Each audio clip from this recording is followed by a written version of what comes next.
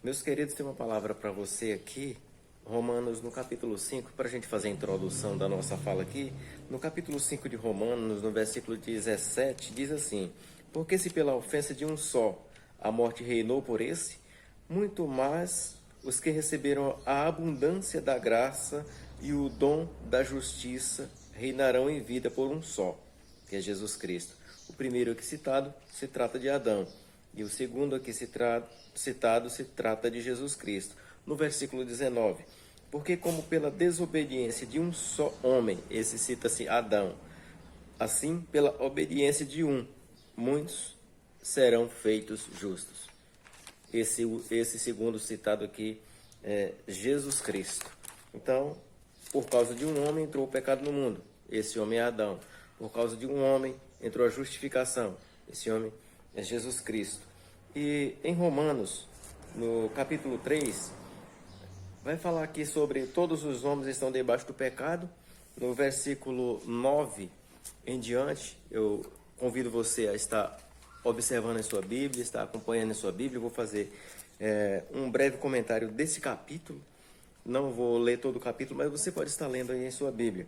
Deus é perdoador, o Deus perdoador em ação, do versículo 9 até o versículo 31 do capítulo 3. Então, nesse texto aqui, Paulo fala sobre a abrangência, consequência, gravidade e fatalidade do pecado. Se graça é receber de Deus o que não merecemos, que é o céu, misericórdia é não receber o que realmente merecemos, que é inferno, que é a condenação. Então, aqui vai falar sobre a abrangência total do pecado. Leia aí na sua Bíblia, do versículo 9 até o 12, do capítulo 3. Eu vou ler para você, e você pode conferir na sua Bíblia. Versículo 9. Pois que somos nós mais excelentes? De maneira nenhuma. Pois se já dantes demonstramos que tanto judeus como gregos, todos estão debaixo do pecado, como está escrito, não há um justo, nenhum sequer. Não há ninguém que entenda, não há ninguém que busque a Deus. Todos se extraviaram e juntamente se fizeram inúteis. Não há quem faça o bem, não há nenhum só. Do versículo 9 até o versículo 12 de Romanos capítulo 3. Então, nesse texto aqui, percebemos por meio das palavras de teor absoluto, que são citadas tais como todos, a palavra todos aqui abrange uma necessidade universal, não há justo, está aqui colocado, não há um sequer, não há quem. Todos os descendentes de Adão, sem exceção, são pecadores. É o que o texto nos relata aqui. Por isso estão todos destituídos da glória de Deus. Todos estão separados da glória de Deus. O Deus perdoador, cheio de misericórdia, envia seu Filho unigênito, Jesus, para desfazer os efeitos do pecado, como nós lemos no capítulo 5, no versículo 17. Então, as consequências do pecado no homem são terríveis. Do versículo 13 ao 18, que você pode estar lendo na sua Bíblia, os pensamentos, vontades, desejos e ações estão comprometidos com o pecado. Isso na vida do homem, porque o homem é realmente pecador, foi concebido em pecado. Uma das mais trágicas consequências do pecado do homem foi forjar nele uma índole pecaminosa. O pecado forja no homem uma índole pecaminosa. Existe em nós uma fábrica de pecados em alta produção. Isso é uma realidade.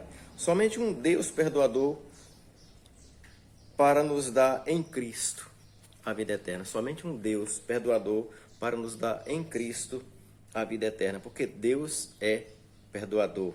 Então, a gravidade do pecado, do versículo 13 até o versículo 16, o pecado é anestesiador, alucinógeno, pode ter certeza disso. Ele nos rouba a sensibilidade, pratica-se o mal com uma banalidade entorpecedora. Com uma banalidade entorpecedora. Os homens amam mais as trevas do que a luz. A Bíblia nos relata isso. Suas ações são dignas de promover inveja ao inferno. O homem, quando ele é dado às paixões, é dado ao erro, ele faz isso de maneira tal que pode causar inveja ao inferno. A iniquidade se multiplica de forma excepcional. A iniquidade do homem se multiplica de forma excepcional. Versículo 13 ao 16 do capítulo 3 de Romanos. O pecado é fatal. O pecado é fatal. O pecado mata os sonhos, a vida, a família, os negócios, a comunhão com Deus, sendo o afastamento dessa comunhão o pior efeito dele no homem. O afastamento da comunhão com Deus destrói a família, porque quando a pessoa se envolve com aquilo que não presta, ele esquece dos compromissos com a família, ele esquece os compromissos com a esposa esquece o compromisso com o marido, esquece com os filhos. Muitas vezes, dependendo do que se pratica, ele leva as consequências para a primeira, segunda, terceira geração, porque geralmente os filhos se espelham nos pais, e se aquilo que o pai faz é ensinado aos filhos, é passado, ele vai agir como se aquilo fosse algo natural, como se aquilo fosse algo bom. Ele não tem conhecimento do que é correto, do que é errado, assim, dependendo do que se faz. Apesar que o homem é dotado de sabedoria, Deus fez o homem dotado de sabedoria, ele tem ciência, ele precisa ter ciência do que é certo e do que é errado, mas aquilo que se torna comum dentro do seio de uma família, ele não causa nenhum tipo de ressentimento para quem pratica. O correto é lembrarmos que Deus é um Deus que transforma, é um Deus que molda, que modela da maneira que Ele quer. Basta abrirmos o nosso coração, basta pensarmos, fazer um olhar introspectivo para dentro de nós mesmos e rever as nossas ações, as nossas atitudes se estão de acordo com a vontade de Deus. E que nós possamos realmente ser pessoas diferentes, com base no segundo homem citado no capítulo 5. Nós citamos o primeiro homem, que por a ofensa desse único homem reinou o pecado, e isso em abundância. E do segundo homem, porque como pela desobediência de um, muitos foram feitos pecadores, e assim pela obediência de um, muitos serão feitos justos.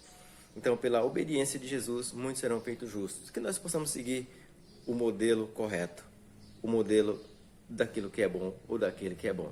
Deus te abençoe, Deus abençoe sua família. Oremos. Pai de amor, muito obrigado por tua palavra.